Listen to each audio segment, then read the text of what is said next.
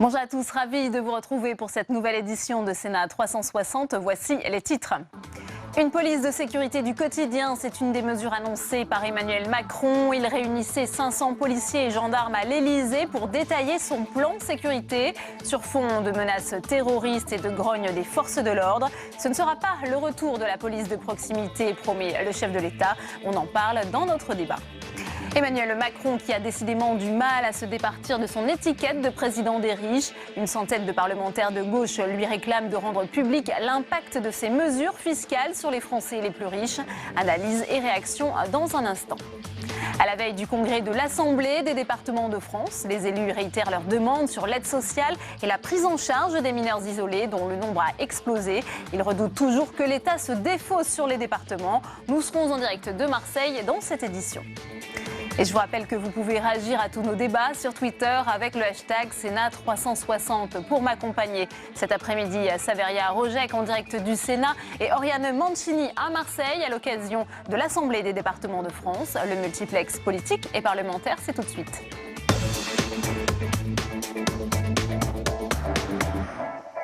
Un tel rassemblement de l'ensemble des forces de l'ordre n'avait pas eu lieu à l'Elysée depuis Nicolas Sarkozy. Emmanuel Macron s'est adressé cet après-midi aux représentants du secteur. Le chef de l'État a dévoilé les grandes lignes de sa politique de sécurité entre grogne policière, mais aussi dans un contexte de menaces terroristes accrues. On l'écoute.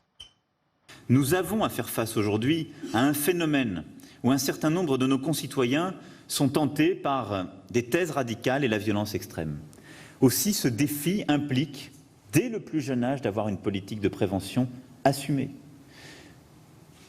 Ces sujets sont éminemment complexes, mais la grande pauvreté, le délitement des structures familiales, l'affaiblissement de nos structures éducatives, l'absence totale de mobilité économique et sociale nourrissent,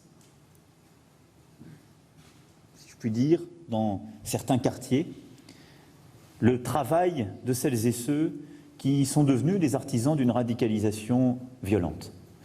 Et donc nous devons nous attaquer aussi à la racine de ces problèmes et tout en menant cette bataille intraitable à l'égard de celles et ceux qui radicalisent, prêchent ou poussent à l'acte terroriste, il nous faut travailler en profondeur, en particulier dans les quartiers les plus vulnérables, sur un agenda ambitieux en matière éducative, en matière sociale, en matière de mobilité économique, pour lutter contre la ghettoisation de certains quartiers ou l'assignation à résidence de certains de nos concitoyens. Cela fait partie aussi de ce travail plus large de prévention et de lutte contre ce qui aujourd'hui mine notre société. Et on reparlera de ces grandes annonces sur la sécurité dans notre débat à 17h30.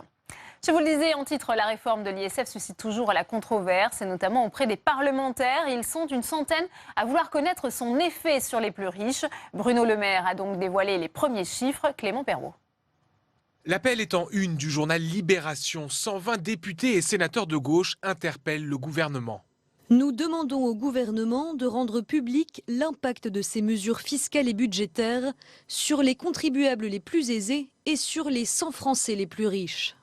Le but de cette initiative est clairement de coller encore et toujours à Emmanuel Macron cette fameuse étiquette de président des riches. Parmi les signataires figurent de nombreux socialistes. On est sur cette affaire de l'ISF, sur une volonté transparente de privilégier une certaine partie de la socialité, la Startup Nation, les gagnants de la mondialisation, et puis les autres, je ne veux pas reprendre les formules à la mode, les feignants, ceux qui partent en vacances. Il demeure quand même dans cette affaire une forme de mépris. Mais certains sénateurs socialistes, eux, n'ont pas signé. Pour une raison simple, ils peuvent en réalité déjà accéder à ces informations via la Commission des finances.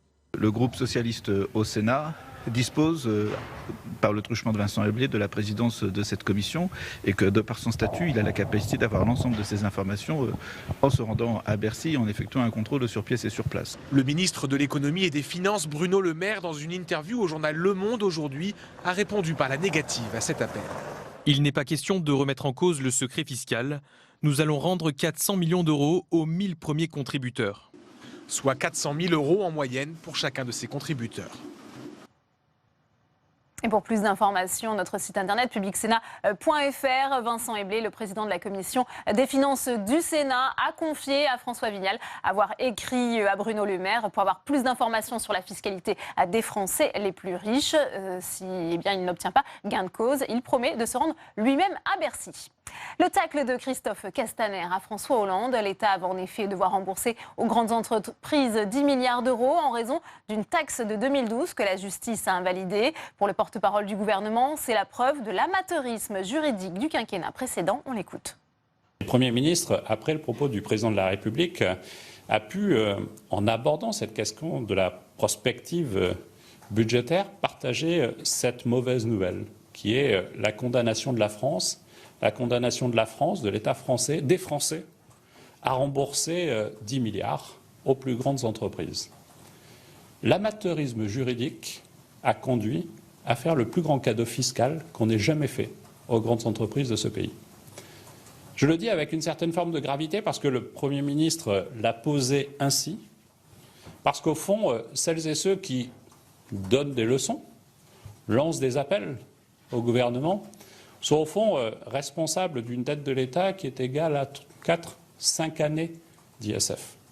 Et on prend tout de suite la direction de la salle des conférences où nous attend Saveria Rojek avec le sénateur communiste du Nord, Éric Bocquet, pour une première réaction cet après-midi. Bonjour Éric Bocquet. Bonjour. On vient de l'entendre, Christophe Castaner qui tacle François Hollande d'amateurisme après la censure par le Conseil constitutionnel de la taxe sur les dividendes. Selon lui, il va falloir rembourser 10 milliards d'euros aux entreprises. Une réaction? Je crois qu'on est dans un débat annexe. Le débat, c'est pas la faute de qui avant. La question qui s'engage aujourd'hui avec le débat parlementaire qui s'engage sur le budget, d'abord à l'Assemblée qui viendra chez nous ensuite, s'engage pour le gouvernement de la plus mauvaise des manières, avec cette erreur terrible de suppression de l'ISF et de création de la flat tax qui va coûter 4,5 milliards d'euros. Ce gouvernement ne sait pas comment se dépêtrer de cette affaire d'ISF qui va poursuivre le débat budgétaire jusqu'à son terme, à mon avis. Éric Bocquet, venons-en à cet appel au gouvernement de publier ce chiffre, la somme dont vont bénéficier les 100 premières fortunes de France grâce au budget 2018. Bruno Le Maire, le ministre de l'économie, commence à vous répondre. Il dit que ce seront 400 millions d'euros qui seront rendus aux 1000 premiers contributeurs français. 400 millions d'euros, c'est pas 4,5 milliards. Non, c'est très loin du compte d'une part, et puis je voudrais aussi que ce gouvernement s'intéresse aux 3250 familles françaises les plus riches de ce pays, qui ont 150 milliards d'euros dans les territoires offshore dans le monde. Voilà une source qu'il faudrait regarder de très très près. Ceux qui disent qu'il y a une insuffisance de capitaux dans les entreprises, il faut les faire revenir. En quoi le pari que fait Emmanuel Macron de miser sur le fait que les plus riches vont réinjecter ces capitaux dans l'économie, en quoi ce pari, vous le jugez d'office faux? C'est une vieille théorie. L'expérience de ces 10-20... En quoi est-elle fausse? Parce que dans la vie, on n'a pas vérifié que ces dispositifs avaient ramené cet argent mis de côté, dans les territoires offshore notamment, dans l'économie réelle. Il existe déjà des dispositifs comme l'ISF-PME qui avaient pour but d'inciter les grandes fortunes à investir davantage dans l'économie, les PME. On ne voit pas que ça a eu des résultats spectaculaires ces dernières années. Le chômage, que je sache, est toujours aussi fort et notre société est toujours en crise. Donc ça n'a pas marché et on persiste dans l'erreur à faire croire que l'argent fuirait l'impôt. Alors que tous les pays de l'Union européenne sont concernés par ces problèmes d'évasion fiscale et pas que la France. Donc le sujet n'est pas là, le débat il n'est pas là du tout. Emmanuel Macron a promis, ou en tout cas menace, la contrepartie, s'ils ne réinvestissent pas cet argent, ils seront taxés. Il faut des patrons patriotes ou vous n'y croyez pas, ces patrons patriotes? Il en existe, je suis sûr qu'il en existe, mais on est dans un système où l'argent a pris une telle place, une telle ampleur. Enfin, il suffit de regarder chaque année ce magnifique magazine Challenge, le numéro du mois de juillet qui fait le palmarès des 500 plus grandes fortunes professionnelles de France.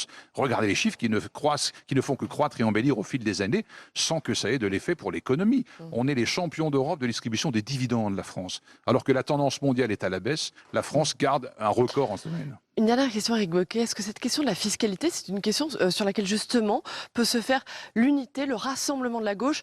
On le voit dans les signataires de cet appel, il y a la France insoumise, il y a les socialistes, il y a les communistes. Oui, c'est un marqueur fort. Oui, la fiscalité, c'est le sens qu'on veut donner à une société. La solidarité, construire un monde civilisé, ça passe par un impôt juste, progressif, auquel personne n'échappe pour construire le monde dont on a besoin et répondre à tous les besoins de l'humanité. Et ce budget, c'est une politique fiscale qui est, à vos yeux, profondément, justement, inéquitable, inégalitaire? Complètement. Il n'y a pas que nous qui le disons. Je veux dire, je lis la presse depuis 15 jours, depuis que les chiffres ont été annoncés.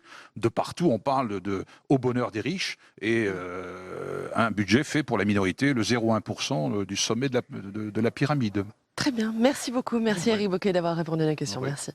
Merci à vous, Saveria. Perquisition du Modem à Paris dans l'enquête sur les soupçons d'emploi fictif des assistants parlementaires européens du parti. C'est cette affaire qui avait coûté, on s'en souvient, son poste de garde des Sceaux à François Bayrou. Plusieurs milliers de documents, des contrats de travail, bulletins de salaire et autres courriels ont été transmis aux enquêteurs, selon une source proche du parti centriste.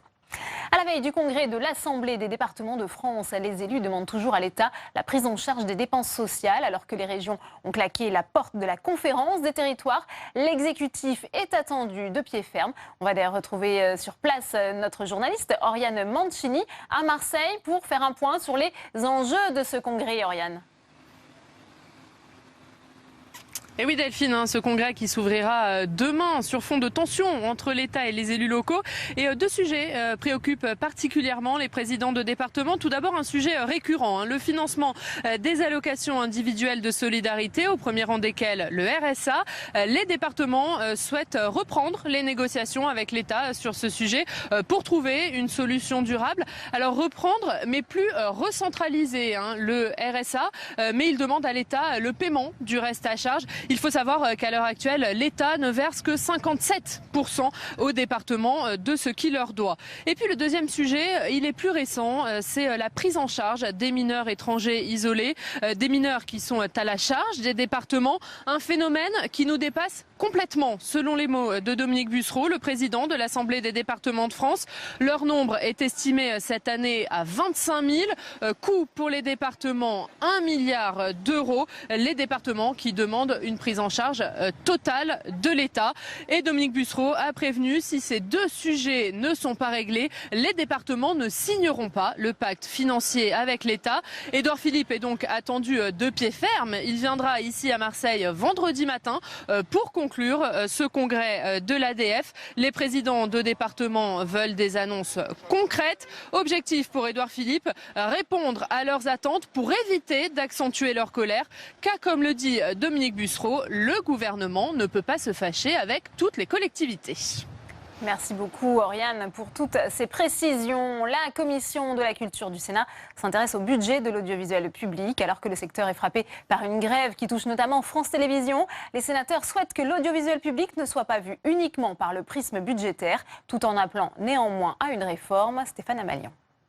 Les sénateurs souhaitent recentrer les entreprises d'audiovisuel public sur leur mission de service public et adopter une vision stratégique sur le long terme. Nous avons préconisé dans un rapport fin 2015 un certain nombre de mesures qui sont globales, qui sont systémiques. On ne peut pas approcher le sujet uniquement sur l'aspect financier. Il faut qu'on voit ça globalement. Parmi les propositions figure le regroupement dans une seule holding des 4 grandes entreprises, France Télévisions, Radio France, France Média Monde et l'INA.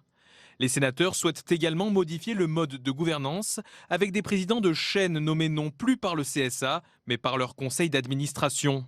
Enfin, une réforme de la contribution audiovisuelle publique est préconisée. L'objectif est aussi de s'adapter aux nouveaux supports numériques et sortir de la logique concurrentielle dictée par les télévisions et radios privées. L'audiovisuel public doit se différencier du secteur privé dans un monde très évolutif, très concurrentiel, où il y a une surabondance et d'ailleurs de l'information avec les réseaux sociaux. Nous pensons que plus que jamais, il faut un projet exigeant. Une réforme profonde de l'audiovisuel public figurait dans le programme du candidat Emmanuel Macron. Les sénateurs espèrent une concrétisation. La seule chose que nous savons, c'est que des efforts budgétaires ont été demandés aux entreprises de l'audiovisuel public et qu'une lettre de mission a été écrite à Madame Nyssen, ministre de la Culture. La ministre de la Culture sera auditionnée les 24 et 25 octobre prochains. Et les sénateurs la mettent en garde, la réforme ne doit pas passer exclusivement par des réductions budgétaires. Et on retrouve Saveria Rojek pour une réaction à ce rapport du Sénat. À vos côtés, le sénateur La République En Marche des Hauts-de-Seine, André Gattolin. Bonjour André Gattolin. Bonjour. Vous publiez donc aujourd'hui une lettre officielle envoyée à la ministre de la Culture, à Françoise Nyssen, sur le financement de l'audiovisuel public. Qu'est-ce que vous lui demandez exactement? Sur quoi, avant tout, voulez-vous alerter le public?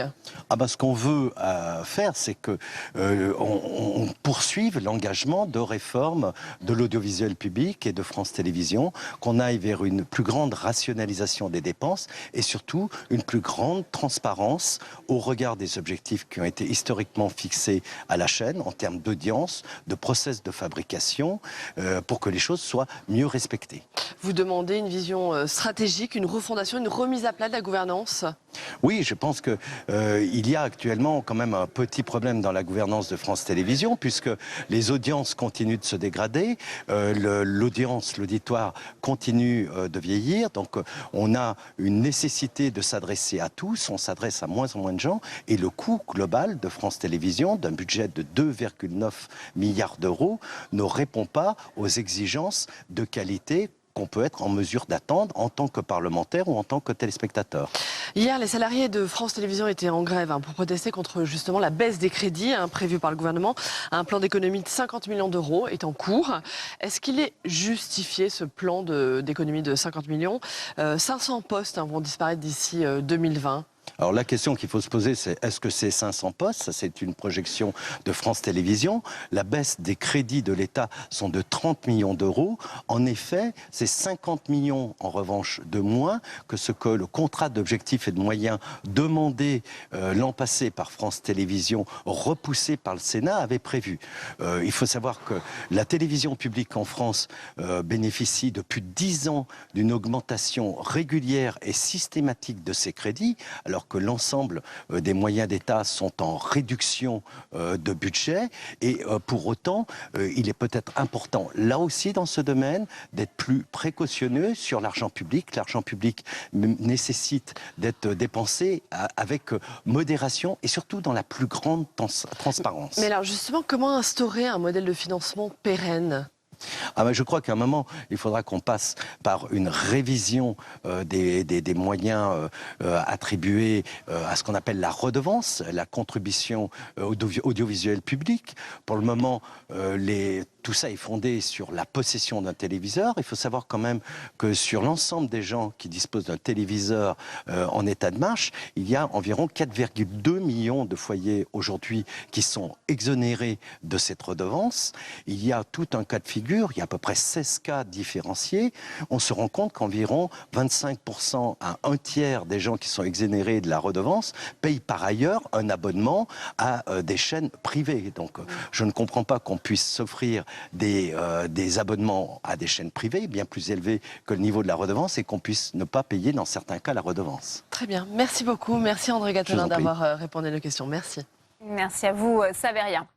À la veille de la remise des propositions sur l'accès à l'université, Gilbert Roussel, président de la conférence des présidents d'université, était auditionné ce matin par les sénateurs. Pour lui, il faut passer par l'instauration de prérequis, mais cette forme de sélection suscite toujours la polémique. Explication de Géraldine Bavoileau.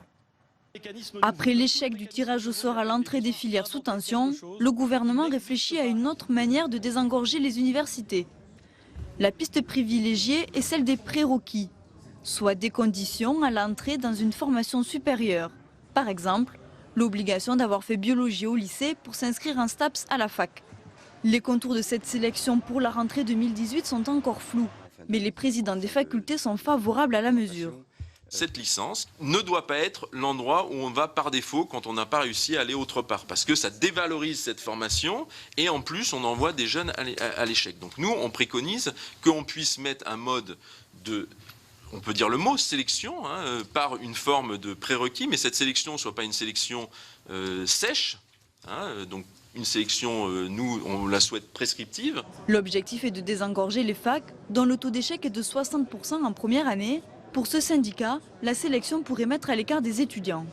C'est des jeunes aujourd'hui qui vont être freinés dans leur accès au diplôme, qui vont être du coup plus susceptibles au chômage et qui ne vont pas pouvoir accéder au parcours de leur choix puisqu'on brise des avenirs en mettant en place une sélection d'entrée de l'université tout simplement. Des places pourraient cependant être réservées à des lycéens qui ne répondent pas aux prérequis mais dont le dossier prouve leur motivation.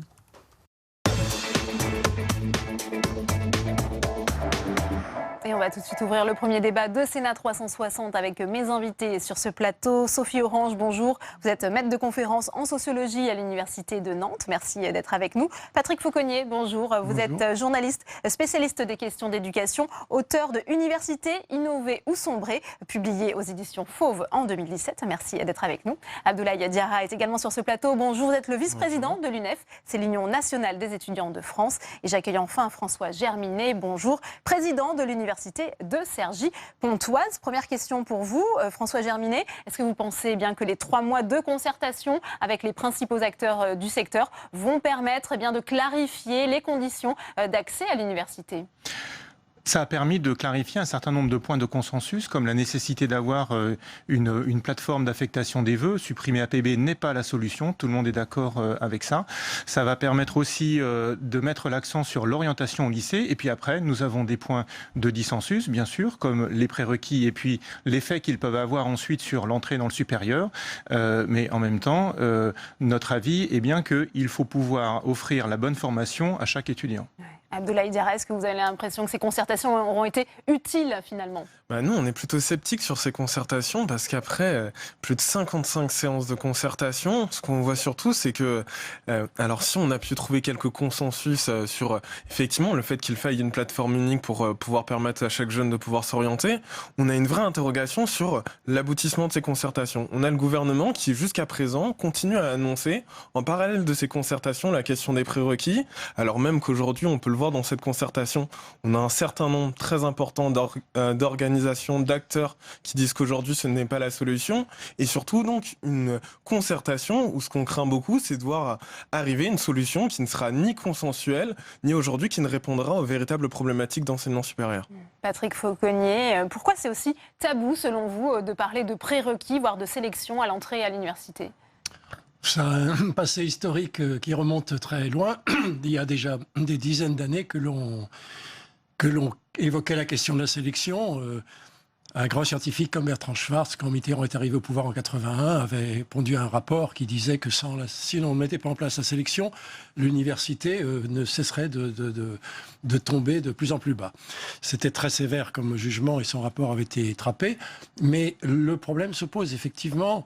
Et aujourd'hui, les universitaires, on a créé, en fait, depuis cette époque-là, le bac pro, enfin il y a le bac techno et le bac pro, et il faut bien voir qu'un bachelier sur 2 aujourd'hui n'est pas un bachelier général, mais un bachelier techno ou un bachelier pro. Et j'estime que l'enseignement supérieur n'a pas su s'adapter à l'irruption de ces très nombreux bacheliers. Les bacheliers pro, ils sont passés de 75 000 en 95 à 175 000 aujourd'hui. Il y avait les IUT, il y avait les BTS pour eux, mais ça n'a pas fonctionné comme ça, parce que les IUT... Ils n'ont pas leur place dans les universités, les bacheliers professionnels. Les IUT, c'est l'université, mais sélective. Et ils marchent très bien. Donc, ça pose une question. C'est vrai que beaucoup de jeunes, en fait, aujourd'hui, sont passés par des cursus sélectifs. Il n'y a plus qu'un jeune sur 2 dans le supérieur qui n'est pas dans le sélectif. Mais alors, du coup, ça donne l'impression, comme le dit le professeur Beau de Paris 1, que ceux-là, ils sont dans la voiture-balai de l'université. C'est très vexant pour les programmes non sélectifs de voir arriver ceux qui se sont cognés à toutes les autres portes et prennent ça par défaut. Ça ne peut pas fonctionner comme ça. Qu'est-ce que ça dit de notre système universitaire, toutes ces crispations autour de cette question de sélection, de tirage au sort, de ce système APB? On nous annonce qu'il sera supprimé. Moi, je trouve que ça montre surtout que les gens qui parlent de l'université la connaissent pas tant que ça, parce que finalement, ce qu'on voit, c'est que des diagnostics qui sont relativement faux, puisque ce n'est pas à l'université qu'on trouve les étudiants qui sont le plus là par défaut. C'est pas là non plus qu'on trouve le taux d'abandon le plus élevé. Et puis, c'est pas là non plus qu'on trouve le plus de bacheliers technologiques et professionnels. Donc ça aussi, tout ça, c'est des fantasmes, en fait, qui, depuis les années 50, 60, alimentent les réformes de l'université. Et qu'est-ce qu'on a à l'heure actuelle? On a les mêmes fantasmes, alors qu'on devrait s'appuyer sur des faits objectifs qui vont alimenter finalement des réformes qui ne changent rien et qui sont dans la continuité de ce qui a déjà été fait. Il faut néanmoins réfléchir, Sophie Orange, à cette question de l'échec à la fin de la première année et à l'engorgement de certaines filières. Quelles sont les solutions selon vous ? Je pense qu'il faut se poser la question, qu'est-ce qu'il y a derrière cet échec ? Est-ce que c'est véritablement un échec ? En fait, on voit que la plupart des étudiants qui arrêtent leur première année de licence se retrouvent vers une autre formation. Ce qui n'est pas le cas, par exemple, pour ceux qui rentrent en BTS, où là, la sortie se traduit beaucoup plus par une sortie définitive en fait, du système scolaire. Donc finalement, orienter de manière massive les bacheliers professionnels et technologiques vers les filières de BTS, ce n'est pas une solution. C'est juste, on cache la poussière sous le tapis, mais en fait, on ne règle pas la question de la réussite dans l'enseignement supérieur. Oui, moi, je n'ai pas du tout dit qu'on trouve beaucoup d'étudiants de techno, enfin de bacheliers techno et pro dans le supérieur. Malheureusement, ils sont très peu nombreux. Ça se sait très bien. Il y a quelques 10% peut-être de bacheliers pro qui tentent leur chance en université et à peu près 30% des bacheliers techno. Seulement la moitié d'entre eux échouent, c'est quand même embêtant. Donc il faudrait que l'université crée des programmes qui soient adaptés au fait que ces jeunes sont possesseurs d'un bagage. C'est pas normal qu'il y ait 8 options de bacheliers techno et qu'ensuite, il n'y ait pas de correspondance avec ce que l'université peut offrir tout d'un coup. Alors, on s'est spécialisé effectivement en bio, ou on s'est spécialisé, mettons, un jeune qui fait un bac techno santé. On pourrait croire qu'il est motivé pour faire l'étude de médecine. Or, il est fichu. Si jamais il prend un bac techno-santé, il ne pourra jamais faire d'études de médecine. Ça, c'est aberrant. Les familles ne le savent pas et j'estime que ça fait beaucoup de dégâts.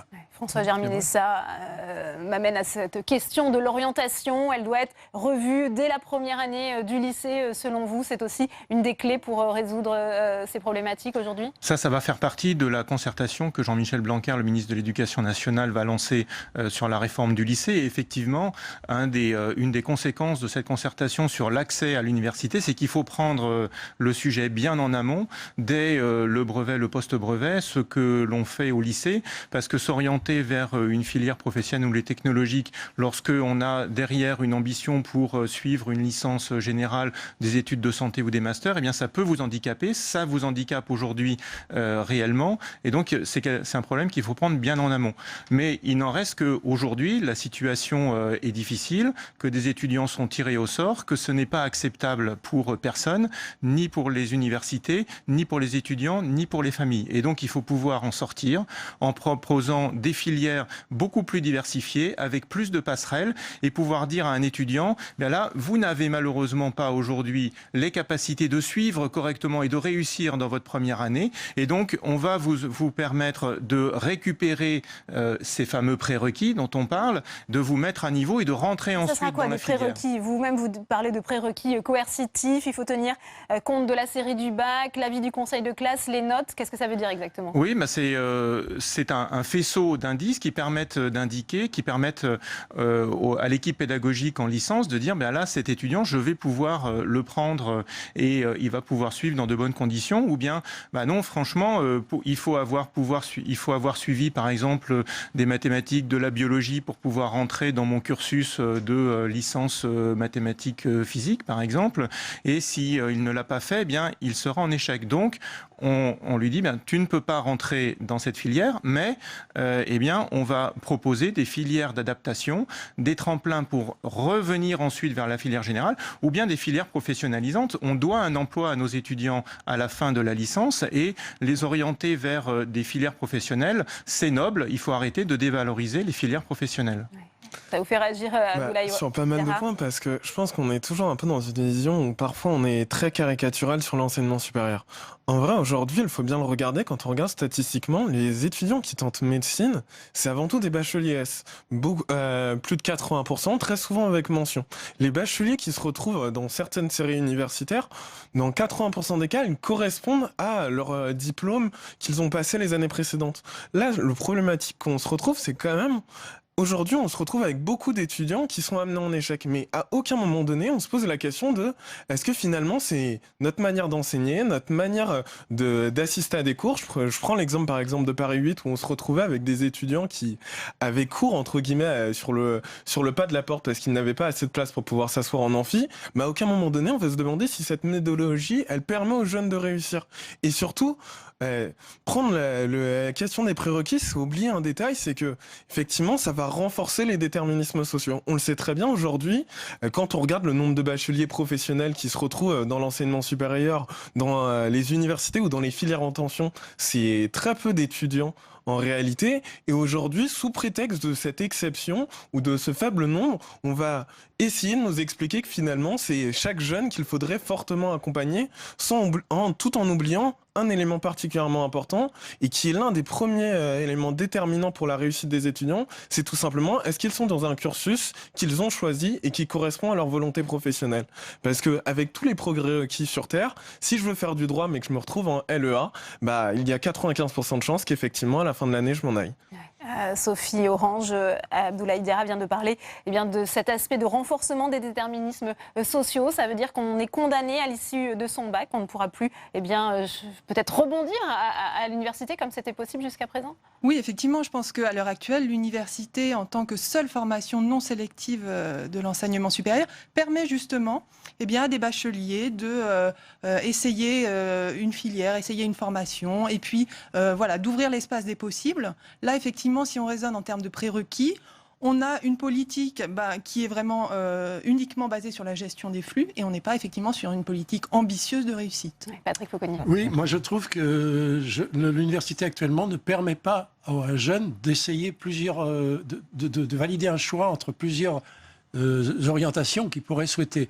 Parce qu'on lui demande de se mettre en licence de lettres ou en licence de droit ou en licence de sciences, etc. Il faudrait en fait, si on veut appliquer ce que vous dites, et moi c'est ce que je propose de faire, créer une année propédeutique.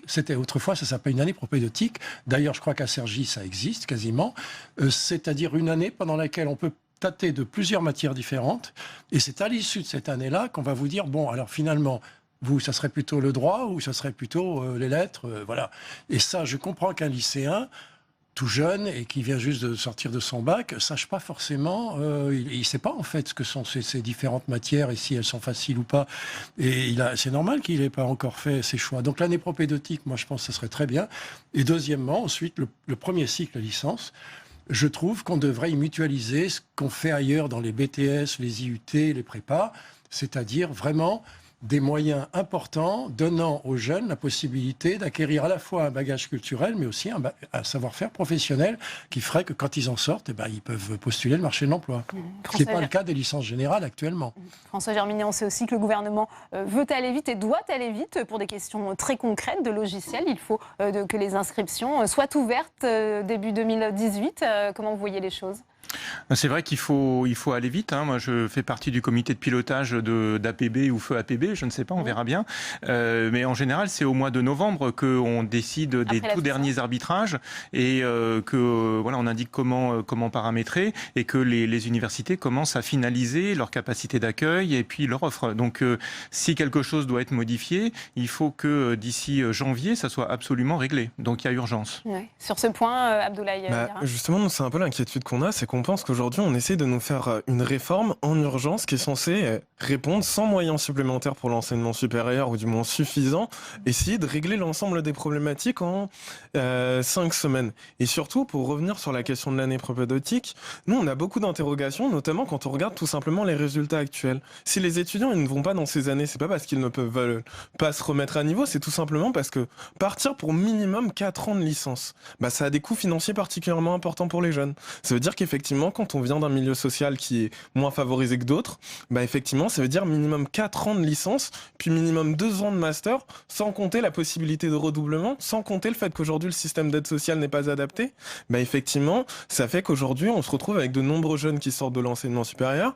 Et surtout, nous, on prend souvent l'exemple un peu de Paris 2 Panthéon-Assas, qui aujourd'hui met une filière où ce qu'on voit, c'est qu'on enlève une partie des matières complémentaires, donc pas fondamentales dans la poursuite d'études, mais qui permet de rattraper tout un tas de travail méthodologique, de tutorat avec un encadrement qui est renforcé et qui fait qu'on n'a pas besoin de rajouter des années supplémentaires, mais qu'on permet à un jeune de pouvoir renforcer ses acquis. Et par ailleurs, avec un succès, cette licence, elle se fait sur la base du volontariat, avec une majorité d'étudiants qui y vont volontairement et qui réussissent les années suivantes. Malheureusement, ça a un coût. Et aujourd'hui, ce qu'on voit, c'est que le ministère, il veut pas investir pour pouvoir faire en sorte que cette réforme réforme, elle marche. Et donc, plutôt que de faire ça, on préfère utiliser des prérequis qui, globalement, feront en sorte qu'on aura moins de jeunes. Alors, le gouvernement annonce quand même un plan étudiant qui doit accompagner les décisions qui seront prises à l'issue de la concertation. Sophie Orange, on sait qu'il y a quand même des initiatives d'universités comme Grenoble, par exemple, qui, pour ce qui est de la première année de médecine, a supprimé les cours magistraux, renforce les TD. Il y a quand même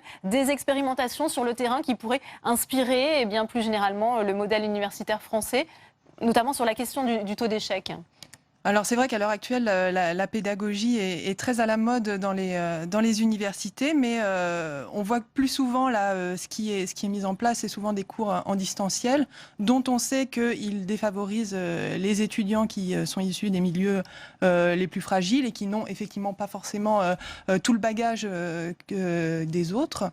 Donc voilà, j'ai l'impression qu'on fait beaucoup de choses. Là encore, je suis d'accord avec mon voisin de table que très rapidement et que finalement on recycle en fait des débats qui ont lieu depuis les années 50, encore une fois, avec des mêmes solutions qui ne changeront pas grand-chose. Et le fantasme de la sélection, ça n'est pas corrélé. La sélection n'est pas corrélée avec plus de réussite et le taux d'abandon sera le même avec la sélection. Ouais. François Germinet, sur les solutions, les expérimentations du terrain qui pourraient permettre l'ébauche d'une solution. Alors, on a des exemples d'universités qui mettent en place des semestres de rattrapage ou des semestres décalés. On a des universités qui s'occupent des décrocheurs. On repère les étudiants en situation difficile avant la Toussaint. On regarde s'il faut leur proposer une autre filière. Parfois, on appelle les lycées pour voir s'il reste des places dans les BTS parce que c'était leur premier choix et ils ne les ont pas eu. Et parfois, on arrive à les repositionner dans la voie qu'ils souhaitaient. On a également des filières professionnelles en 3 ans qui sont en train de se construire pour ces étudiants en décrocheurs. Bref, il y a une palette et nous, ce que l'on propose à la conférence des présidents d'université, c'est vraiment une offre qui est renouvelée, complétée, diversifiée avec plus de passerelles. Il faudra plus de moyens, on est d'accord là-dessus. Et ce n'est absolument pas une sélection qui exclut les étudiants du supérieur. On est d'accord pour dire que l'université doit accueillir et non pas refuser, mais pas n'importe où, n'importe comment. Il y a des étudiants qu'on envoie aujourd'hui au casse-pipe qui sont en échec. Et moi, je pense que ce sont justement les plus fragiles qu'on laisse ainsi aller à l'université. Il faut qu'on puisse les guider. Nous sommes pour une orientation renforcée, être beaucoup plus en lien avec l'orientation au lycée, mais aussi l'orientation dans nos établissements. Nos services d'orientation font vraiment des miracles au cas par cas en accompagnant les étudiants, en leur faisant prendre conscience du marché du travail, de leurs aspirations personnelles. Et c'est ça qu'il faut travailler et c'est possible. Abdoulaye. Nous, justement, on pense qu'effectivement, il faut rénover l'orientation. Par contre, aujourd'hui, c'est un peu ce qu'on se disait sur les prérequis, mais c'est juste, on a mis une solution abrupte qui est censée régler l'ensemble des problématiques de l'enseignement supérieur, alors qu'en fait, on recycle une vieille réforme qui, finalement, ne porte pas ses effets et, par ailleurs, ne répond pas aux problématiques d'enseignement supérieur, surtout quand on regarde ce qui nous entoure, au-delà des licences qui sont non sélectives, on pense jamais au taux de réussite des étudiants en prépa. On pense jamais au fait qu'effectivement, il y a des jeunes qui sont sélectionnés et qui sont envoyés tous les ans dans le mur. Mais par contre, aujourd'hui, nous, ce qu'on pense, c'est qu'il faut effectivement un véritable service public de l'orientation, mais effectivement, c'est quelque chose qu'il faut repenser en lien avec cette réforme, parce qu'on ne peut pas poser une réforme et après essayer à chaque fois de commencer à observer les lacunes qu'on a oublié de commencer à régler. Et surtout, je prends juste un petit exemple, c'est tout simplement aujourd'hui, quand on regarde le processus d'orientation tel qu'il est fait, il est fait avant tout par de la dissuasion. On a des tests d'auto-positionnement qui nous arrivent en terminale, après qu'on ait fait l'ensemble de nos choix d'études pour nous expliquer que finalement notre filière ne correspond pas à ce que finalement serait notre bagage. On décourage les lycéens, c'est ce que vous dites. Oui, c'est exactement ça. Et surtout, une vraie inquiétude sur la question des prérequis, parce que globalement, on va faire reposer toute l'orientation d'un jeune à l'âge de 14 ans. Au moment où il va choisir entre un lycée général et un lycée professionnel, à partir de ce moment-là, en fonction de s'il a choisi un lycée général ou un lycée professionnel, il verra 90% des portes de l'enseignement supérieur se fermer devant lui. Donc effectivement, nous, on ne pense pas qu'aujourd'hui, ce soit quelque chose de bénéfique pour les étudiants, ce soit quelque chose de bénéfique pour les lycéens, et surtout que ça va renforcer la voie professionnelle, qui, au contraire, à notre sens, risque de devenir davantage une porte de garage. Sophie Orange, au début de ce débat, vous évoquiez finalement la méconnaissance du monde de l'université. C'est ça aussi le problème, les élites sont rarement passées par la faculté. Plutôt par les grandes écoles? Oui, alors effectivement, hein, il y a cette opposition entre le modèle des grandes écoles et le modèle de l'université. Je pense effectivement ça joue dans ce fantasme de la sélection. Mais je pense que le vrai problème, c'est que on s'appuie pas sur des données objectives pour penser l'université. Alors on pense qu'effectivement c'est une voiture balai de l'enseignement supérieur, alors que on sait très bien que les minorités de l'enseignement supérieur, que sont les bacheliers professionnels technologiques et les bacheliers d'origine populaire, vont en BTS principalement. Ce qu'on oublie de dire aussi, c'est que le taux d'échec à l'université n'est pas le plus important des filières de l'enseignement supérieur. On oublie de dire qu'un bachelier professionnel sur 2, quand il rentre en BTS, il échoue. Donc ça ne semble pas poser des difficultés. On oublie de dire effectivement que la plupart des étudiants qui viennent à l'université, ils viennent de façon positive, ont souvent un projet professionnel. Voilà, donc moi je trouve dommage de poser les bases d'un débat sur un constat et un diagnostic qui est complètement erroné en fait. Oui. Très rapidement pour conclure, Patrick. Mais en fait, comme dit Madame Orange, c'est qu'il faudrait vraiment revoir, c'est ce que je disais tout à l'heure, l'architecture complète de notre offre d'enseignement supérieur. C'est vrai qu'il n'est pas normal qu'un jeune de bachelier pro techno échoue en BTS. Ça devrait être, normalement, il devrait y avoir une logique. Et je pense qu'à l'heure où les technologies sont vraiment très importantes, je ne comprends pas qu'en France, il n'y ait pas d'université de technologie. Vraiment, il y a 3 universités de technologie en France, mais qui sont sélectives et où il est très difficile de rentrer. Seuls les bacs généraux, les bacs S peuvent y rentrer. Alors que ça devrait être, puisque c'est des universités de technologie, ça devrait être très ouvert aux bacheliers techno. On est très en retard sur la techno. Nos 3 universités, elles font 10 000 étudiants au total.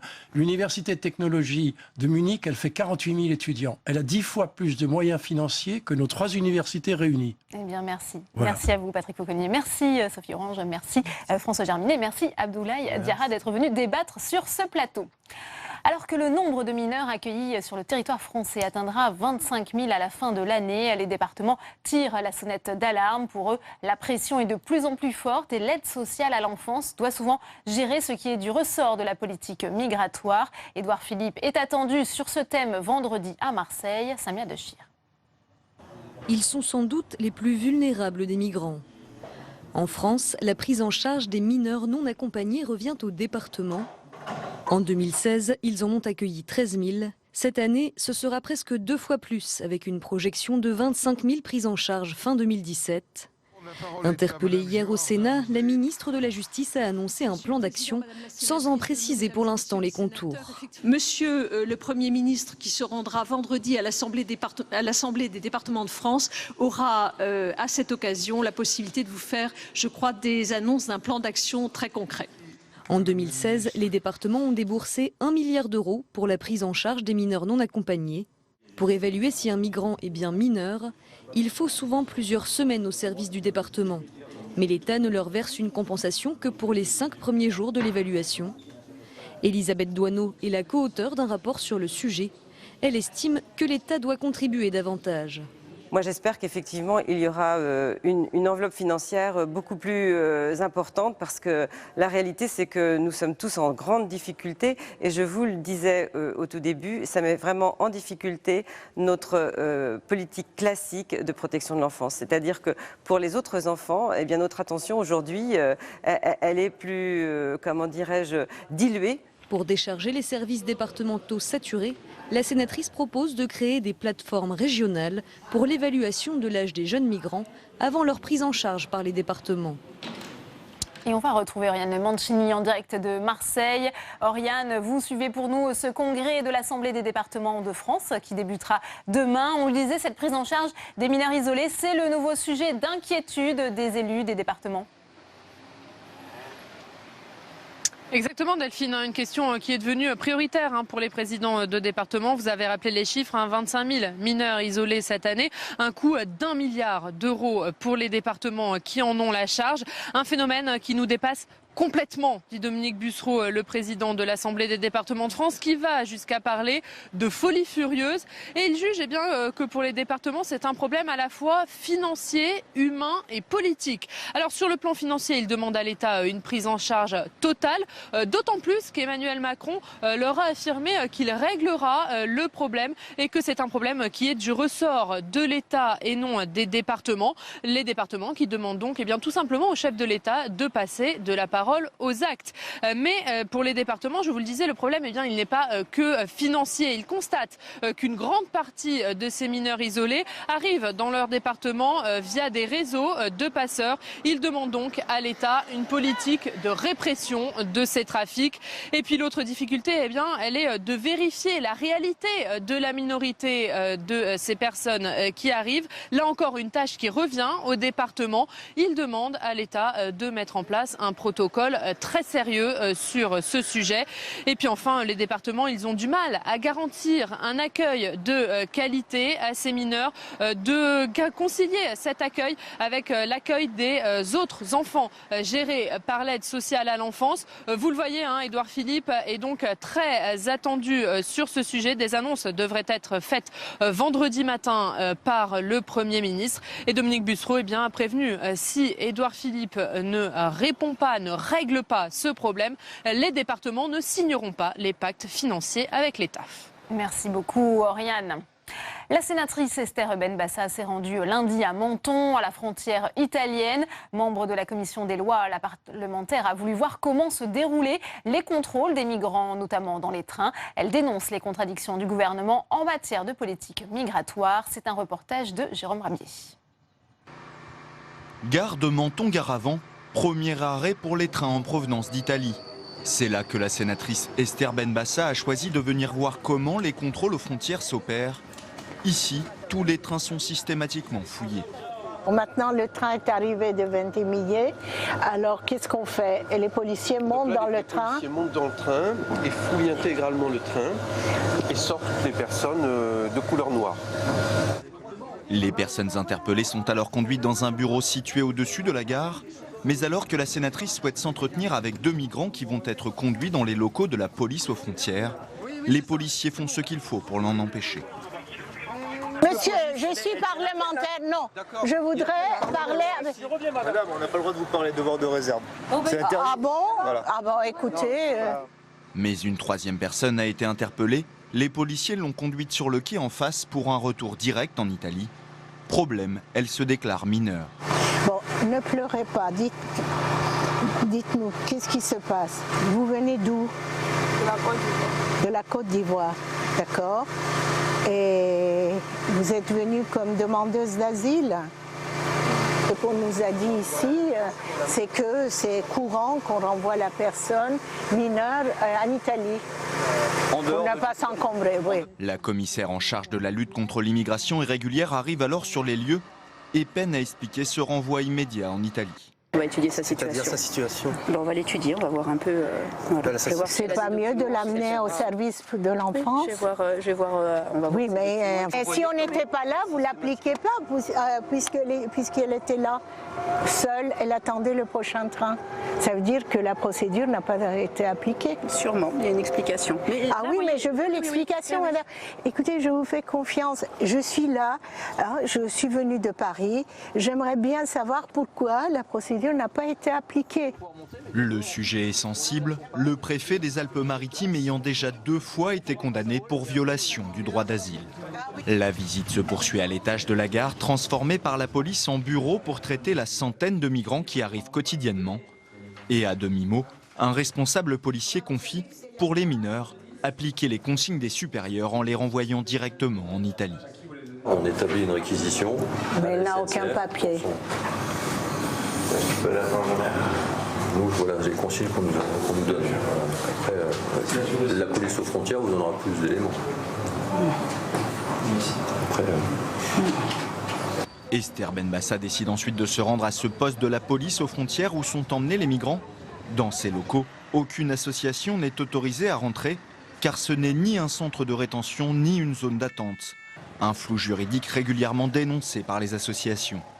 Normalement, les migrants ne peuvent être gardés que 4 heures, mais des témoignages évoquent jusqu'à 1 journée pour certains.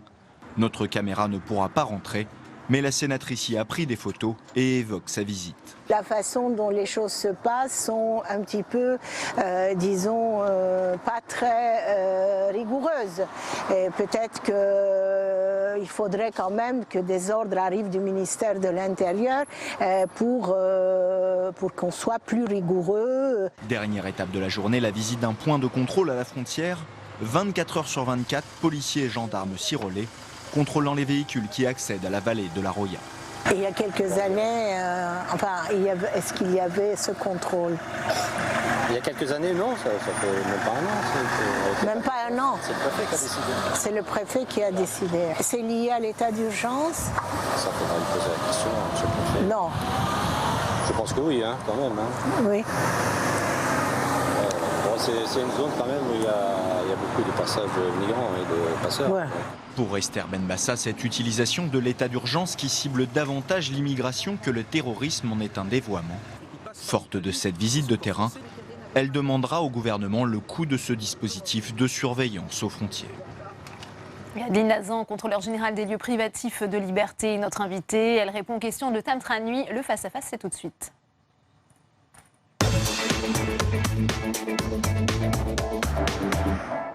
Adeline Nazan, bonjour. Bonjour. Nous allons parler ensemble des centres de rétention administrative et de la question des migrants. Mais d'abord, je voudrais vous faire réagir à une situation qui interpelle dans ce reportage avec cette jeune fille qui se dit mineure et qui se fait directement renvoyer en train en Italie sans que l'on cherche à vérifier ses dires. D'évidence, ses droits sont bafoués. C'est un véritable sujet, la présence de mineurs isolés. Il se trouve d'ailleurs que nous venons d'effectuer, il y a à peu près un mois, une mission à Menton. Donc nous ferons un rapport dans les mois qui viennent. La présence de mineurs isolés en France est en train d'augmenter de façon considérable. Ça a doublé sur 2 ans. Je crois qu'il y a à peu près 18 000 mineurs isolés, avec précisément une pratique qui est en train manifestement de s'accentuer, de s'accélérer, de retour immédiat de ces mineurs sans que l'on puisse vérifier s'ils sont bien mineurs. Et dans l'attente, il serait tout à fait normal et légitime que ces mineurs soient placés à l'aide sociale à l'enfance. On vient de voir dans ce reportage manifestement n'est pas toujours le cas, que ça n'est, c'est même rarement le cas, et c'est tout à fait choquant au regard des droits fondamentaux de mineurs étrangers. Vous comprenez donc l'appel au secours des départements sur ce sujet. On attend donc un plan d'annonce d'Édouard Philippe qu'il doit faire pour vendredi. Qu'est-ce que vous attendez de la part du gouvernement sur ce sujet des mineurs? Moi, j'attends rien de particulier de la part du gouvernement. J'attends que des moyens soient donnés, parce qu'effectivement, il y a un manque de moyens, c'est une évidence, aux départements pour que l'aide sociale à l'enfance puisse effectuer sa mission, c'est-à-dire recevoir des mineurs, tant que, en tout cas, on n'a pas démontré qu'ils sont majeurs. Là, c'est vraiment exactement l'inverse qui se passe. On considère, on présume à charge qu'ils mentent, qu'ils ne sont pas mineurs, qu'ils sont majeurs, et on les renvoie. Parce qu'il faut savoir, peut-être est-il utile de le préciser, qu'on n'a pas le droit de renvoyer un mineur. Donc ça veut dire que... Ils ne peuvent pas faire l'objet d'une mesure absolument. d'éloignement. Donc ça veut dire que la police des airs et des frontières considère de façon arbitraire qu'ils ne sont pas mineurs pour pouvoir les renvoyer. Et ça n'est évidemment pas normal. Pour le coup, mineurs et majeurs compris, la Commission nationale consultative des droits de l'homme a alerté hier sur les orientations de politique migratoire du nouveau gouvernement. Elle juge qu'il y a une multiplication des violations des droits fondamentaux des personnes migrantes observées sur le terrain. Est-ce que vous les rejoignez dans ces craintes, y compris dans les centres de rétention administrative? Alors, il y a 2 choses dans ce que dit la Commission nationale consultative des droits de l'homme. Il y a la rétention actuelle, là nous sommes compétents, et puis ensuite il y a des inquiétudes par rapport à la politique qui se dessine, j'y reviendrai dans un instant. Ce que nous constatons dans les centres de rétention administrative, c'est que les droits des personnes globalement sont mal respectés. En ce qui concerne la santé, ils sont mal soignés. En ce qui concerne l'hébergement, c'est parfois digne, c'est parfois indigne. Ces personnes sont accueillies de façon qui ne sont pas conformes aux droits fondamentaux. Mais la véritable question, c'est aussi la durée. La durée de possibilité d'un placement en rétention a augmenté considérablement depuis 1981. Elle est actuellement de 45 jours. 45 jours, moi j'ai toujours dit que c'était trop et que surtout que ça ne servait à rien. Ça ne sert à rien, pourquoi? Parce que on sait d'expérience que si une personne n'a pas pu être renvoyée dans les 10-12 jours, elle ne pourra pas l'être parce que cela veut dire que le pays d'origine refuse de le reconnaître comme ressortissant. Donc de toute façon, elle ne pourra pas l'être. Donc 45 jours, c'est inutile et ça bafoue les droits des personnes.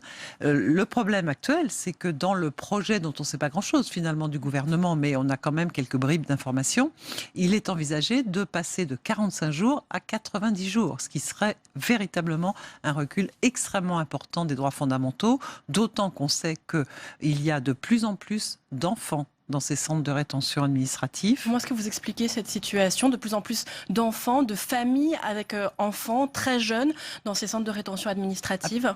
On peut l'expliquer d'un point de vue géopolitique parce qu'il y a un certain nombre d'arrivées. La situation géopolitique est ce qu'elle est. Mais en tout cas, sur la pratique, c'est la pratique que moi je dénonce puisqu'elle est même contraire au texte.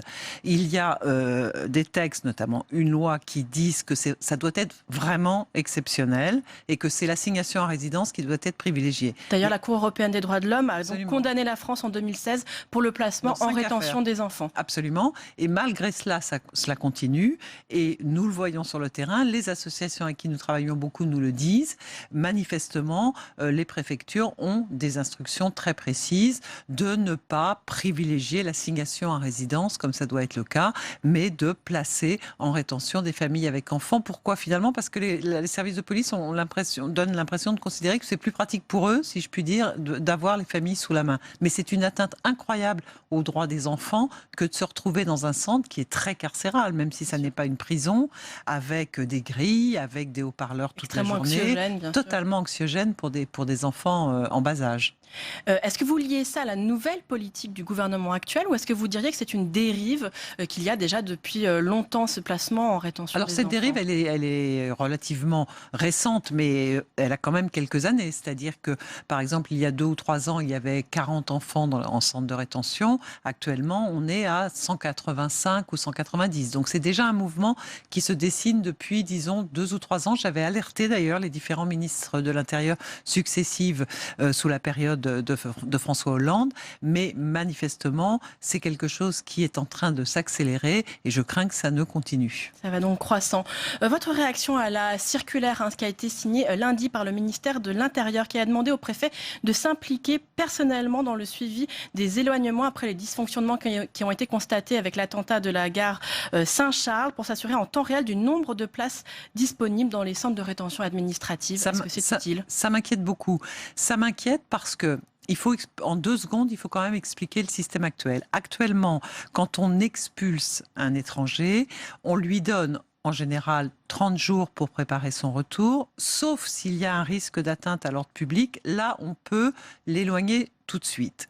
Ce que laisse entendre cette circulaire, c'est que quasiment dans tous les cas, il faudra éloigner tout de suite et que la conception de l'atteinte à l'ordre public doit être extrêmement large. Ça veut dire en gros qu'on laissera de moins en moins aux personnes qui sont arrêtées et constatées en situation irrégulière le temps de préparer leur retour. Ça m'inquiète beaucoup.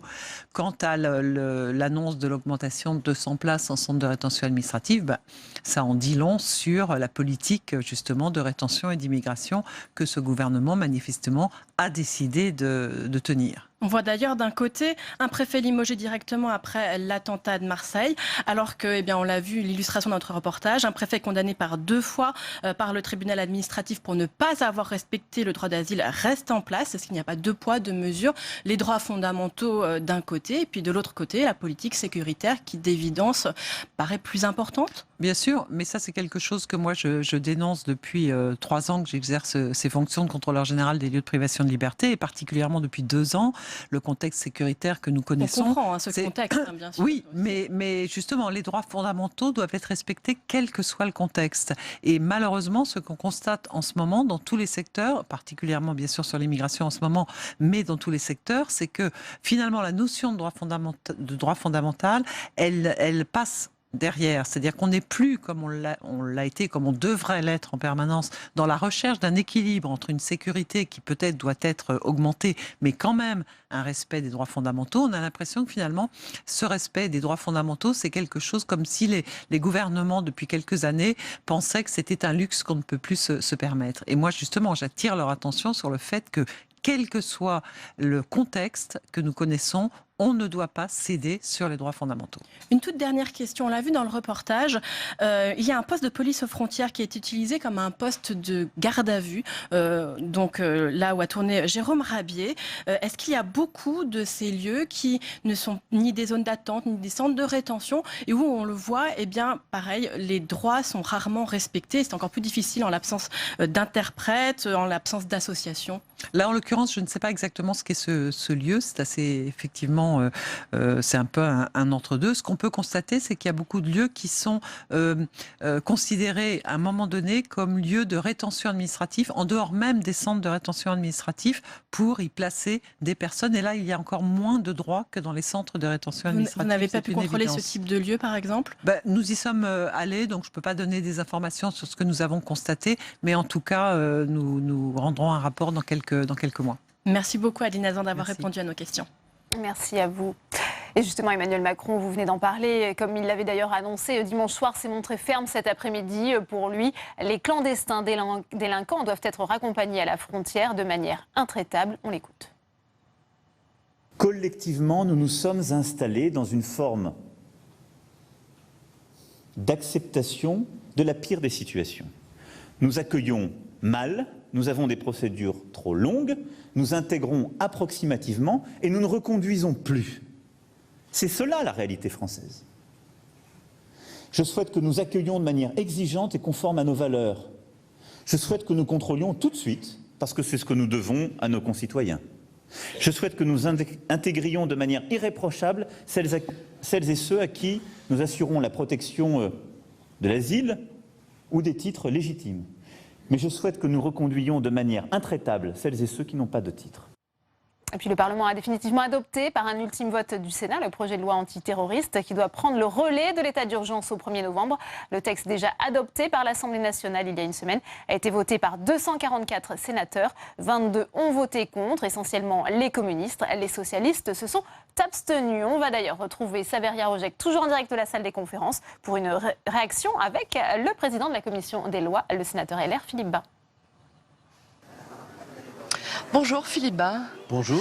Il y a donc eu accord entre le Sénat et l'Assemblée nationale sur ce projet de loi relatif à la sécurité intérieure et au terrorisme. Quels sont les apports du Sénat sur ce texte important? Le Sénat a voulu à la fois doter l'État des armes nécessaires pour lutter contre le terrorisme, mais puisqu'il s'agit d'une loi qui est faite pour les temps ordinaires, et non plus d'une loi d'exception comme l'état d'urgence, il a été obligé de rappeler, et c'est sa vocation, que quand on touche au droit ordinaire, eh bien on ne peut pas déroger à l'état de droit et qu'il faut donc apporter un certain nombre de garanties. Nous avons apporté des garanties sur tous les régimes d'assignation à résidence, de fermeture de lieux de culte qui appellent au crime, ou bien sur les périmètres de sécurité. Pour entrer dans ces périmètres, il faudra montrer patte blanche. Nous avons aussi apporté des garanties pour les perquisitions administratives, mais surtout, nous avons voulu que toutes ces mesures restent temporaires et qu'elles ne durent pas plus de 3 ans. Il y a une clause d'autodestruction inventée par le Sénat. Les mesures tombent au bout de 3 ans. Et par conséquent, si le gouvernement a besoin encore de ces instruments, c'est-à-dire si nous avons un terrorisme qui dure, il faudra à ce moment-là que le Parlement se prononce de nouveau. Voilà, alors justement, vous le disiez, le Sénat a étendu cette fameuse clause d'autodestruction à toutes les mesures. Il l'a étendu ensuite, il l'a étendu à toutes les mesures restrictives de liberté. Ce texte, aujourd'hui, c'est vraiment le meilleur équilibre possible sur cette question? Vous savez, nous continuons à nous poser une question grave. C'est une loi pour des temps qui ne sont plus les temps d'exception. Mais si le terrorisme reste au niveau le plus élevé de la menace, alors nous disons au gouvernement, prenez vos responsabilités. C'est une version dégradée, atténuée de l'état d'urgence. Mais peut-être que si nous considérons que la menace reste au niveau le plus élevé, il ne faut pas baisser la garde, et plutôt que cette loi, il faut encore proroger l'état d'urgence. C'est au gouvernement de le décider, nous l'avons mis face à ses responsabilités. Alors un autre sujet, Philippe Bas, le temps presse. Vos 2 propositions de loi sur le redressement de la justice ont été adoptées aujourd'hui par la commission des lois du Sénat. Elle porte, je viens de le dire, sur le redressement de la justice. Vous insistez sur l'urgence. Pour vous, il est fondamental d'aller vite. La justice va mal aujourd'hui en France. La justice va mal, les tribunaux sont encombrés, il y a trop de vacances de poste, la justice est désorganisée, les délais d'attente pour obtenir un jugement sont de plus en plus longs et ces délais s'accumulent avec l'appel. Et par conséquent, oui, il faut vraiment réagir très rapidement. Il y a urgence à redresser la justice. La commission des lois a fait un rapport, 127 propositions, 125 adoptées à l'unanimité. Nous voulons dépasser tous les clivages politiques en faisant l'union sacrée pour la justice. Si on attend trop longtemps, je vois bien qu'il faut que le garde des Sceaux, Madame Belloubet, fasse sa propre réflexion, son propre jugement. Des groupes de travail sont mis en place, mais nous disons, nous, c'est maintenant que nous apportons les réponses et nous demandons au gouvernement de bien vouloir les reprendre le plus vite possible, car on ne peut pas faire une loi quinquennale qui ne s'appliquerait qu'à partir de 2019. Il faut agir ici et maintenant pour la justice, si on veut vraiment redresser le cap et faire les réformes nécessaires. Très bien, le message est passé. Merci beaucoup Philippe Bas. Merci d'avoir répondu à nos questions. Merci. Merci à vous, Saveria. On en vient à présent à cette police de sécurité du quotidien annoncée cet après-midi par Emmanuel Macron. On sait que certaines communes sont déjà candidates pour expérimenter le dispositif. C'est le cas à Dijon. Alors avant d'en parler avec mes invités, voyez ce reportage de Sandra Cerquera. La police municipale patrouille chaque jour dans les rues de Dijon. Une présence sur le terrain pour tisser des liens avec les habitants, plus que d'interpeller. Ce sera l'une des principales missions de la future police de sécurité du quotidien, voulue par Emmanuel Macron. Bonne journée. Une manière de prévenir les violences, récolter des renseignements ou encore repérer des basculements radicaux. Selon de récentes études, 84% des Français sont favorables au retour de la police de proximité, supprimée par Nicolas Sarkozy en 2003. Peut-être dans certains quartiers, il y aurait besoin d'une présence plus importante, non pas forcément répressive, mais une présence qui serait quand même, au niveau des incivilités, sans doute indispensable. Pour cette adjointe à la sécurité aussi, le retour d'une telle police est nécessaire. On pense qu'effectivement, quand cette police a été supprimée, eh bien, ça a été néfaste pour nos quartiers, ça a été néfaste pour la sécurité et la tranquillité publique en général, parce que ces policiers nationaux avaient vraiment une réelle connaissance du terrain. Ils travaillaient en lien étroit avec la police municipale. Ils avaient aussi une action pour la prévention de la délinquance. Mais en période de disette financière, d'essoufflement des agents, le retour de la police de proximité pose question. Avec quels effectifs, quel financement ? Les contours de la réforme restent encore très flous. C'est sûr, sur le terrain, on a besoin de policiers nationaux supplémentaires. Les effectifs ont été vraiment réduits. Mais pour moi, la réussite de cette police de sécurité du quotidien ne passera pas que par des effectifs en plus. Il faut vraiment retravailler la procédure pénale pour que les policiers retrouvent l'autorité sur le terrain. Pour le maire de Dijon, la création de cette police du quotidien ne doit pas être un coup de com', mais l'opportunité de réorganiser les services de police pour plus d'efficacité. C'est l'occasion, je le crois, d'établir une nouvelle gouvernance partagée entre les collectivités locales et la police nationale. Gouvernance partagée qui fixera des objectifs en matière de lutte contre la délinquance, la petite délinquance, les incivilités, et qui permettra une évaluation et une action qui sera, j'allais dire, je l'espère le plus possible, commune entre ceux qui concourent de la sécurité au quotidien, la police nationale, la police municipale, et puis des fois les forces de sécurité privées. Une quinzaine de villes de France seront retenues pour lancer le dispositif dès janvier 2018. Pour l'instant, la majorité des syndicats de police y sont opposés.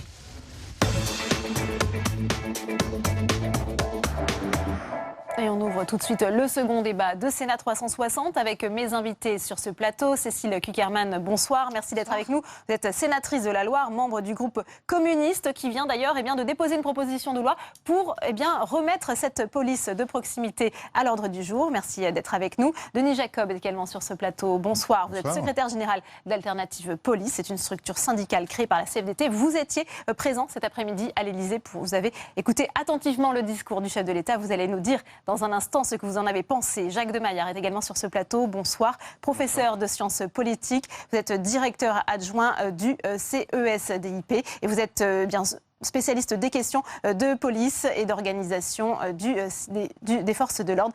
Merci d'être avec nous. J'accueille également Alain Richard, vous êtes sénateur La République En Marche du Val d'Oise, ancien ministre de la Défense. Merci d'être sur ce plateau. Et François-Noël Buffet, sénateur Les Républicains du Rhône. Merci à vous. Première question, Denis Jacob. Comment avez-vous accueilli ce discours? On disait que c'était un discours fondateur, très attendu, qui devait donner l'ambition du chef de l'État, justement, pour les forces de l'ordre. Oui, alors globalement, ce discours m'a plu. Je ne vais pas dire le contraire. Il était très volontariste, ferme, avec la réaffirmation de mener la lutte sans faille contre le terrorisme et la lutte contre l'immigration clandestine, mais aussi réinstaurer un lien avec la population, mais pas avec un retour de la police de proximité. Il a été très clair et j'y souscris parce qu'on connaît l'effet de la police de proximité fin des années 90, début des années 2000.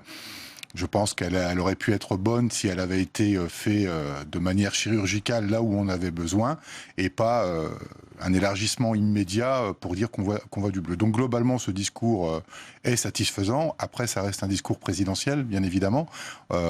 L'intention est là, l'engagement est fort. Reste à mettre en œuvre sur le terrain l'ensemble des dispositifs qu'il a annoncés. Ouais. Comment accueillez-vous ce discours et notamment sur cette question, puisqu'on en parle de police de sécurité du quotidien? Ce n'est pas le retour de la police de proximité, nous dit Emmanuel Macron. Cécile Cukierman. Oui, mais je crois que c'est d'ailleurs là qu'on va voir après dans les textes et dans les faits, dans les écrits, ce qui sera réellement proposé.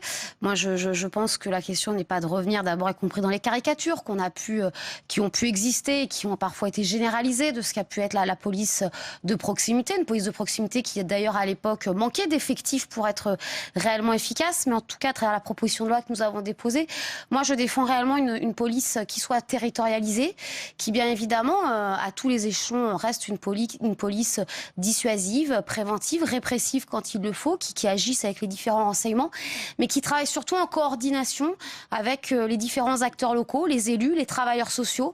Je crois que chacun a un rôle à son niveau et de façon coordonnée à l'échelle d'un territoire pour apporter une sécurité dans la proximité à chacune et à chacun. Et moi, je n'opposerai pas le quotidien au non-quotidien, parce que ça signifie quoi? Avant, on ne s'est jamais soucié du quotidien des gens, je ne crois pas.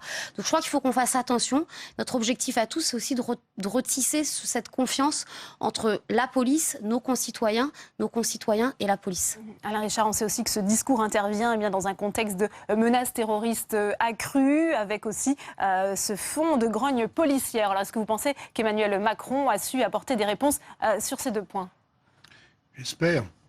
Simplement, d'abord, quand vous avez une alternance, c'est logique et c'est attendu par tout le monde que le nouveau titulaire de la responsabilité fasse un état des lieux et essaye de se projeter à partir de la réalité telle qu'il analyse, avec donc une composante de critique du passé qui fait partie de l'exercice et qui, à certains moments, est quand même salubre.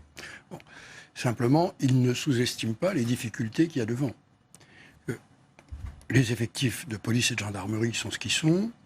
Il n'y a pas de baguette magique budgétaire, ni d'ailleurs de ressources humaines qui permettent de les augmenter de façon massive.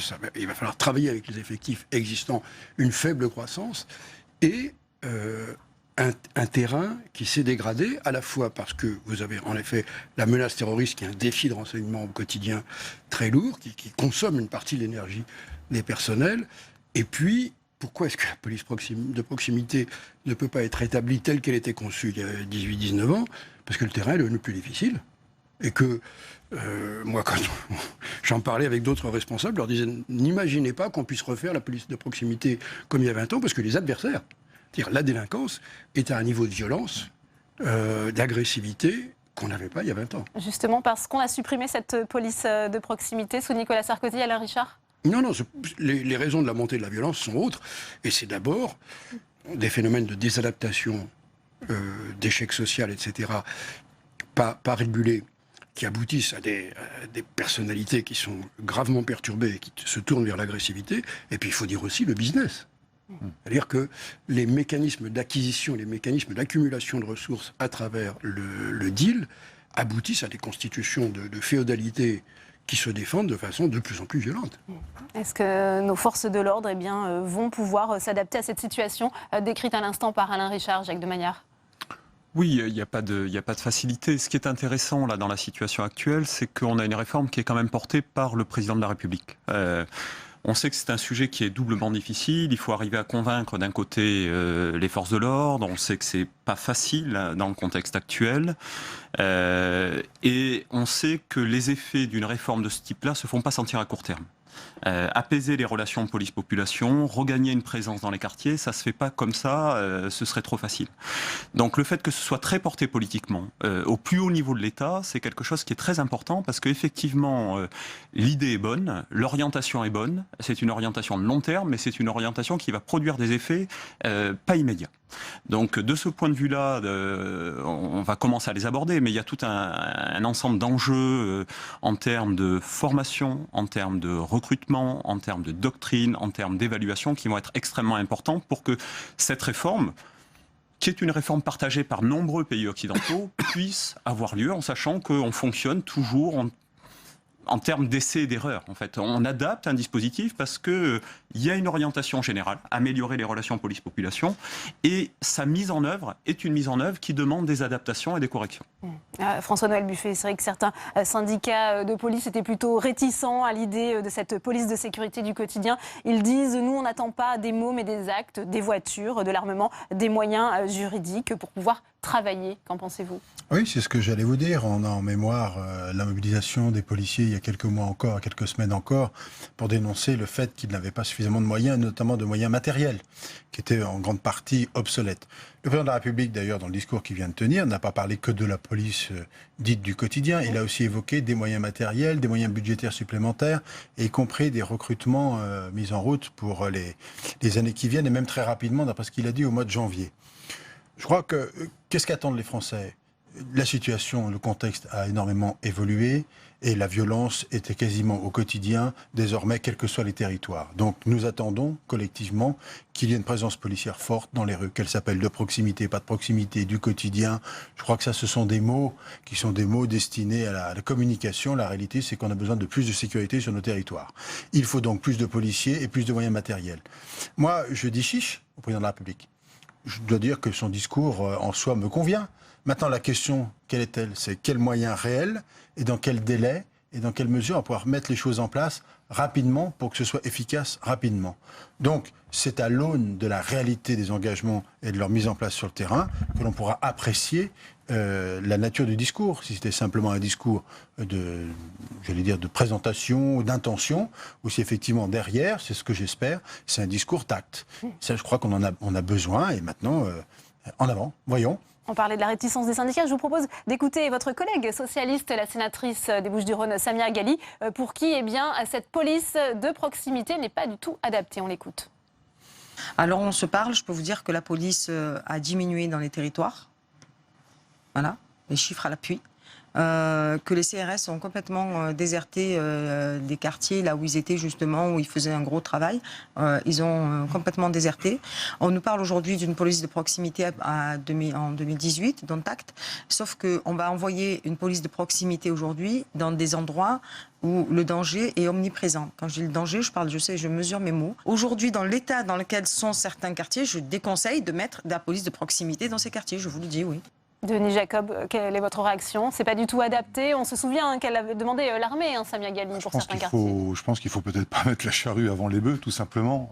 Aujourd'hui, on est tout juste en train de travailler sur l'élaboration de la police de sécurité au quotidien. J'étais moi-même hier en réunion multilatérale avec le préfet de police. On est en train de dessiner les grands axes de cette police de sécurité au quotidien, et la doctrine d'emploi, et le président de la République l'a annoncé tout à l'heure, sera de toute façon déterminée au mois de décembre. Donc laissons les acteurs concernés élaborer cette police de sécurité au quotidien. Il y a quand même une grande nouveauté, c'est qu'on va y associer quand même les acteurs de terrain, ce qui n'avait pas été fait dans les différentes politiques précédentes, quelles qu'elles soient, répressive ou préventive, peu importe.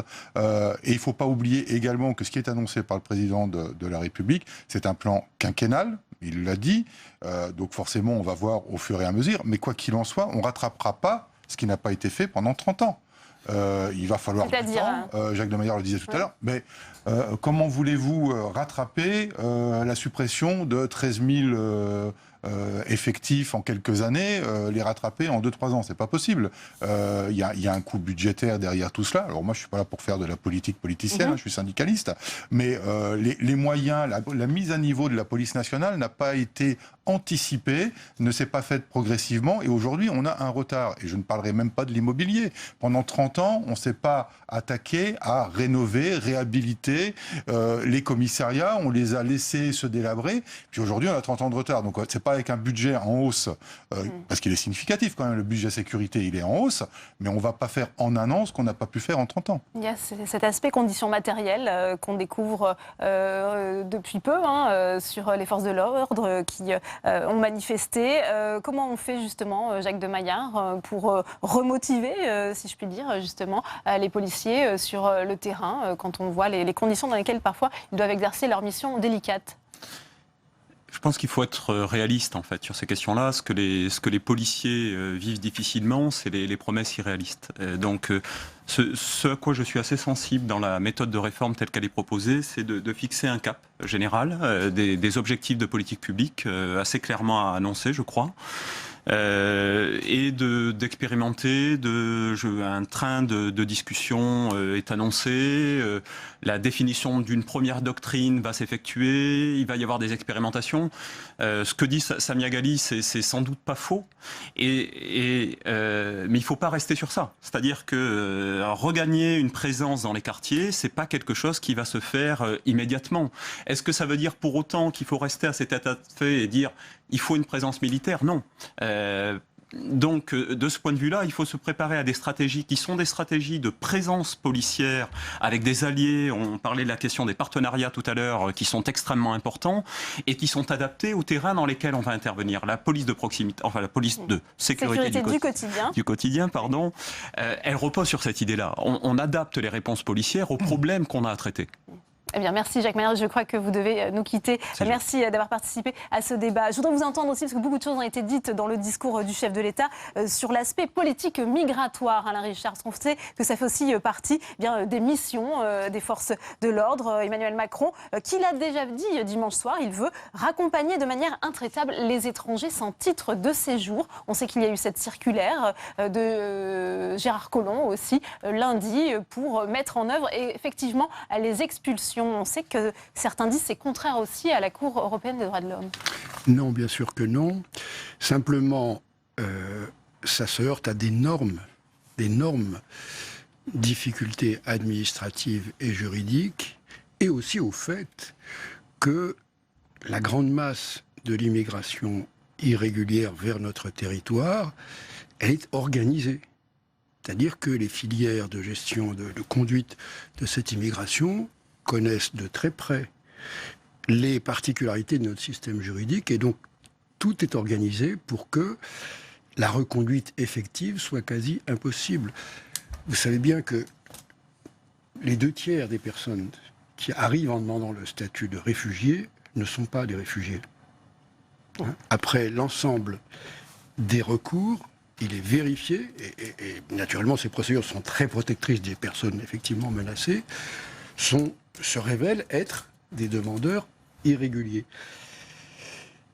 Les gens sont restés plusieurs mois sur le territoire, ils ont parfois une famille avec eux, donc les obstacles pour les reconduire effectivement sont énormes et supposent de lever tous les mécanismes de fraude qui accompagnent ça, par exemple la destruction des papiers, l'absence de toute référence d'identité, etc., et la non-coopération des pays d'origine ou de transit. Donc, moi je me réjouis que le président de la République prenne cette position-là, tout simplement parce que toute démocratie, tout état de droit est légitime à contrôler qui entre sur son territoire. Donc on ne peut pas sans arrêt biaiser avec cette réalité. Je pense que c'est vraiment une tâche très ardue. Ouais. Cécile Cukierman, ça vaut pour les étrangers en situation irrégulière. Il y a aussi la question des étrangers délinquants. On sait qu'Emmanuel Macron veut aussi les expulser. Certains parlent d'une double peine. Je crois que c'est d'abord très grave. Très grave parce que je ne suis pas sûre qu'on parle beaucoup de sécurité. Là, on a parlé précédemment, y compris de ce problème qui est une réalité du quotidien. Et donc, il faut éviter de laisser dans nos propres discours politiques, aux uns et aux autres, de penser que ce seraient les immigrés ou les étrangers, voilà, quel que soit leur statut, qui seraient responsables de cette délinquance et qui seraient quelque part, parce que c'est ressenti comme ça à l'issue de ce discours, même si ce n'est pas ça qui a été dit en tant que tel, mais c'est entendu à un moment donné sur le fait que majoritairement ce seraient ces gens-là qui poseraient le problème de sécurité dans notre pays. Donc je crois qu'il faut faire très attention.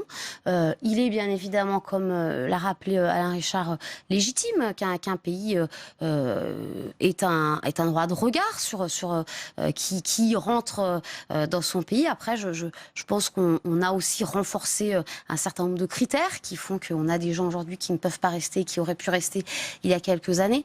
Et je crois quand même qu'à l'échelle européenne, on a encore beaucoup à faire et on pourrait faire beaucoup mieux sur cette question-là, avec beaucoup plus d'humanisme, une intégration bien meilleure, et là aussi avec une intégration beaucoup plus territorialisée qui peut-être dépassionnerait ce débat, parce que tous les exemples qu'on a, c'est que dès qu'on rentre dans le concret d'une, deux, trois familles accueillies dans un territoire, ce sont des élans de solidarité et une intégration réussie pour cette famille qui s'opère. Ah oui, François-Noël Buffet, sur ce point. Sur ce point, ma position est connue depuis longtemps. Je pense qu'on réussit une politique migratoire qu'à la condition qu'on soit en capacité de faire comprendre à ceux qui sont en situation irrégulière sur notre territoire, soient reconduits dans leur pays d'origine. Donc cette fermeté du président de la République, je la salue. Reste à savoir maintenant les moyens qui seront mis en place pour qu'elle soit effective.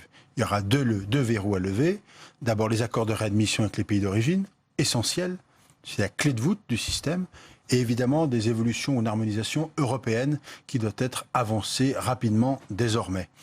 C'est le seul gage de soulager la procédure pour la protection des réfugiés, qui doit être exclusive pour eux, qui doit être rapide, parce que la France accorde sa protection à ceux qui doivent en bénéficier, et elle doit être en capacité de les intégrer rapidement, et de les intégrer rapidement et correctement.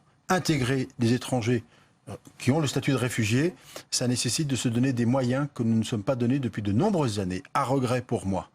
À partir du moment où les gens sont protégés, la France accorde cette protection. Et les réfugiés délinquants, qu'est-ce qu'il faut faire selon Après, vous, le réfugié délinquant, c'est autre chose. Il a un statut, il y a un aspect juridique compliqué, c'est pas impossible de pouvoir le renvoyer dans son pays d'origine, mais c'est pas évident du tout. Donc c'est vraiment un cas très particulier. L'étranger délinquant, c'est autre chose. C'est encore autre chose. Une fois de plus, ne mélangeons pas le statut des réfugiés du reste des politiques migratoires, sinon on est sûr d'aller dans le mur, de donner satisfaction à personne et au bout du compte de ne rien faire. Donc je pense que là-dessus, il faut être vraiment avoir un discours de vérité. Oui, un étranger en situation irrégulière qui de surcroît commet des infractions doit pouvoir être reconduit dans son pays d'origine. C'est un principe normal. Naturellement, les procédures doivent être respectées afin que les droits de chacun soient respectés. Mais ensuite, il faut que pour les étrangers qui arrivent en France, on soit en capacité de les intégrer et de mener une politique d'intégration efficace. Qu'est-ce que ça veut dire une politique d'intégration efficace? C'est de se donner les moyens budgétaires de pouvoir former les gens, leur apprendre le français notamment, les valeurs de la République. Il y a eu un rapport au Sénat. C'est fondamental. C'est fondamental. Sinon, on continuera de parler dans le vide, on fera des rapports, des beaux discours et on n'avancera pas. Denis Jacob, on voit que les politiques migratoires que souhaite mettre en place le gouvernement ont été étroitement liées avec aussi ce plan sécurité dévoilé cet après-midi. Ça sera le mot de la fin avec vous. Est-ce que vous pensez que justement les forces de l'ordre ont les moyens de mettre en œuvre cette volonté de fermeté affichée de l'exécutif? Alors je crois que nos politiques et le premier, le président de la République doit prendre conscience qu'il faut donner les moyens de son ambition aux policiers. Sans les moyens, on ne pourra rien faire. On connaît la situation, je ne vais pas faire la liste à l'après-vert, il y a des problèmes de conditions de travail, il y a des problèmes de moyens. Il ne faut pas non plus croire que la police pourra faire tout toute seule. Voilà, il y a un véritable problème de politique sociale, il y a un véritable problème de politique de la ville. Si on n'applique pas ces politiques-là parallèlement aux moyens qu'on va donner aux policiers, de même si on ne met pas concomitamment en place une réforme de la procédure pénale, avec cette police de sécurité au quotidien, on ne réglera rien. On a entendu justement le chef de l'État sur ce point. Merci d'être venu réagir au discours sur la sécurité d'Emmanuel Macron. À noter demain sur l'antenne de Public Sénat, édition spéciale dans Territoire d'Info à partir de 8h du matin. Cyril Viguier et son équipe accueillent Édouard Philippe, le Premier ministre. C'est donc de 8h à 8h30. C'est la fin de cette édition. Merci à vous de l'avoir suivi. Bonne soirée à tous.